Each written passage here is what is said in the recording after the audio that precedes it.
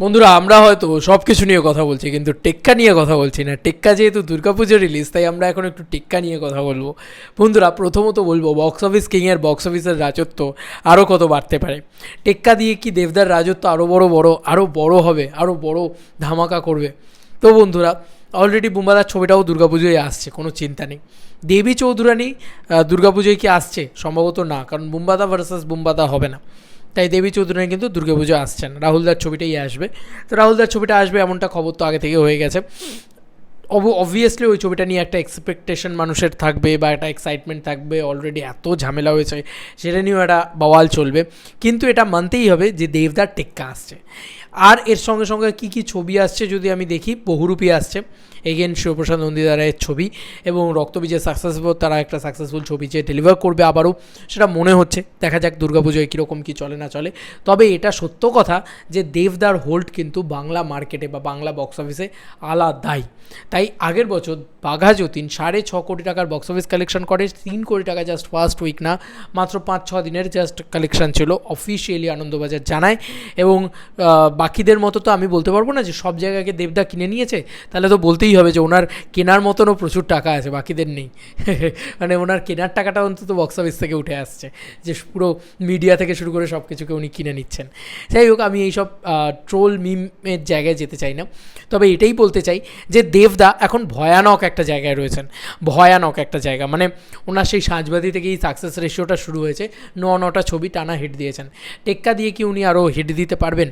তো বলে রাখি, আমার মনে হয় টেক্কা কনফার্ম ব্লকবাস্টার হতে চলেছে। টেক্কার বাজেট কত?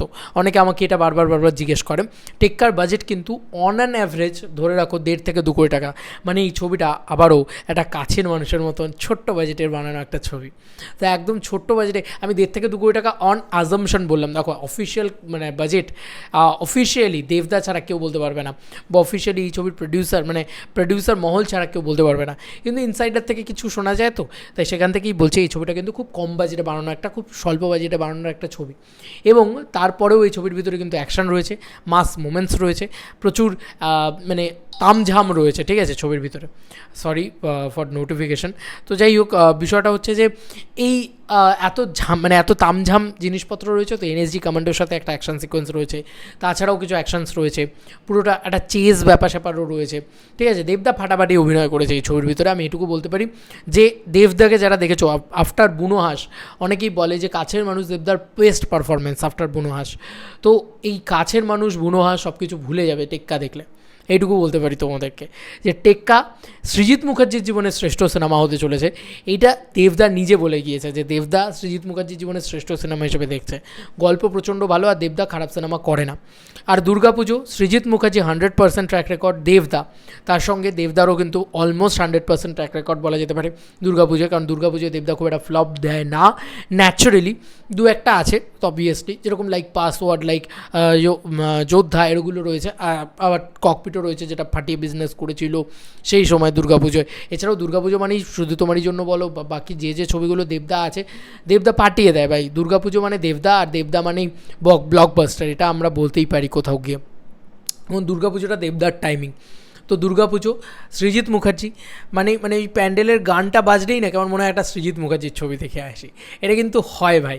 তাই এইটুকু বলে রাখছি। তার সঙ্গে থ্রিলার আছে, হ্যাঁ, ছবিটার ভিতরে 100% সৃজিত মুখার্জি ফিল্ম, মানে একদম পুরো ব্রুটাল ছবি আছে।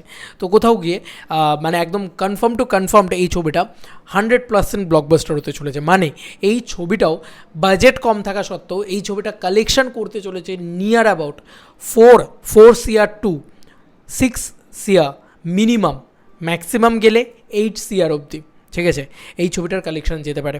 ইয়েস বন্ধুরা, তোমরা ঠিকই শুনছো, এত বড় একটা নাম্বার যেতে পারে। কারণ এবারে নামটা সৃজিত মুখার্জি প্লাস দেবদা, যার নাম বক্স অফিস কিং।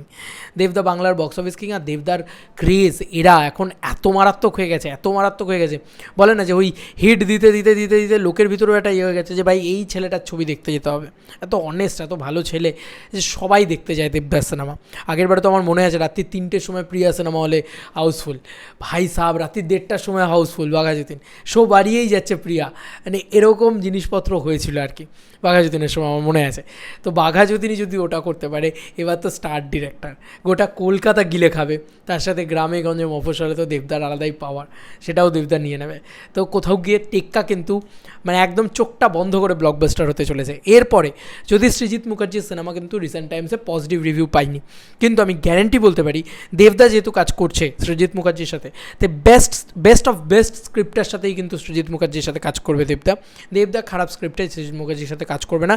দেবদার লাস্ট বিগত কয়েকটা ছবি দেখো, প্রত্যেকটা ছবি ক্রিটিক্যালিও অ্যাক্লেমড হয়েছে, বক্স অফিসেও সাকসেসফুল হয়েছে। তো দেবদা এটা কিন্তু মানে লংলি মেনটেন করে যাচ্ছে।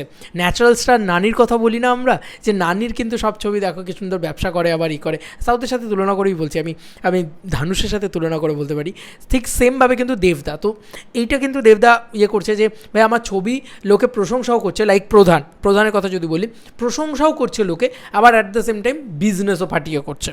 তো এটাই হচ্ছে বিষয়, যে লোকে কেন, মানে আমি লোকের কথা বাদ দিয়ে বলছি ক্রিটিক্যালিও, এবার ক্রিটিক্যালি যদি অ্যাক্লেমড হয়, ছবিটা যদি দর্শকের পছন্দ হতে শুরু করে বা লোকে প্রশংসা করতে শুরু করে, নেগেটিভ রিভিউ মানে যেটা দশম অবতারে প্রচুর নেগেটিভ রিভিউ হচ্ছে, সেই নেগেটিভ রিভিউটা না এসে প্রচুর পজিটিভ রিভিউ আসা শুরু হবে, কারণ এটা বেস্ট ছবি হয়েছে সৃজিত মুখার্জির, এটা দেবদা নিজেই বলেছে। তো এই যে পুরো বিষয়টা হতে শুরু করে যদি, তাহলে ছবিটা আরও মারাত্মক বিজনেস করতে চলেছে, ছবিটা আরও মারাত্মক পিটে দিতে চলেছে, মানে আফটার চতুষ্কোণ ওরকম একটা চতুষ্কোণের মতন প্রফিট ওরিয়েন্টেড মানে রিভিউ যদি আসতে থাকে, একদম পজিটিভ প্রপার রিভিউ আসতে থাকে, তাহলে সৃজিত মুখার্জিকেও একটা বড় সড়ো কামব্যাক করিয়ে দিতে পারে দেবদা, মানে বড় সড়ো, মানে এটা হতেই পারে যে 8 থেকে 10 কোটি টাকার ব্যবসা করে নিল, টেক্কা দুর্গাপুজোর সব থেকে বড় হিট ছবি হয়ে গেল, কারণ Srijit Mukherjee always game changer, এবং সৃজিত মুখার্জির সামনে দুর্গাপুজো এবং সৃজিত মুখার্জি এই পুরো বিষয়টা সামনে সত্যি যত খারাপ ছবি সৃজিত মুখার্জি নিয়ে আসুক না কেন কেউ টিকতে পারে না। যদি খারাপ ছবিও হয় তাও সৃজিত মুখার্জি আর দেবদার ভ্যালুর জন্য 4 থেকে 5 কোটি টাকা আরামসে পেয়ে যাবে, ঠিক আছে ছবিটা। এবার যদি ছবিটা খুব ভালো হয়, খুব পজিটিভ রিভিউ পেতে শুরু করে, 8 থেকে 10 কোটি টাকা অবধি ছবিটার রেঞ্জের বক্স অফিস যেতে পারে, এটা আমার মনে হয়। দুর্গাপুজো আসছে, মা আসছে, আমাদেরও স্টেটাস স্টোরিতে সব জায়গায় ভরে গিয়েছে, মা আসছে, আর বেশি দিনের দেরি নেই। আমারও মনটা কীরকম একটা পুজো হয়, পুজো আসছে এটাও ভালো লাগে কোথাও গিয়ে, তার সঙ্গে দেবদা আসছেন, তার সঙ্গে সৃজিত মুখার্জি আসছেন, আনন্দ উৎসব লেগে পড়েছে কোথাও গিয়ে, একটা ভালো লাগা তৈরি হচ্ছে। তোমাদের আর কি মতামত এই এন্টায়ার ভিডিওটাকে নিয়ে জানিও কমেন্ট সেকশনে। চলো বন্ধুরা, নতুন কোনো ভিডিওতে দেখা হবে, বাই।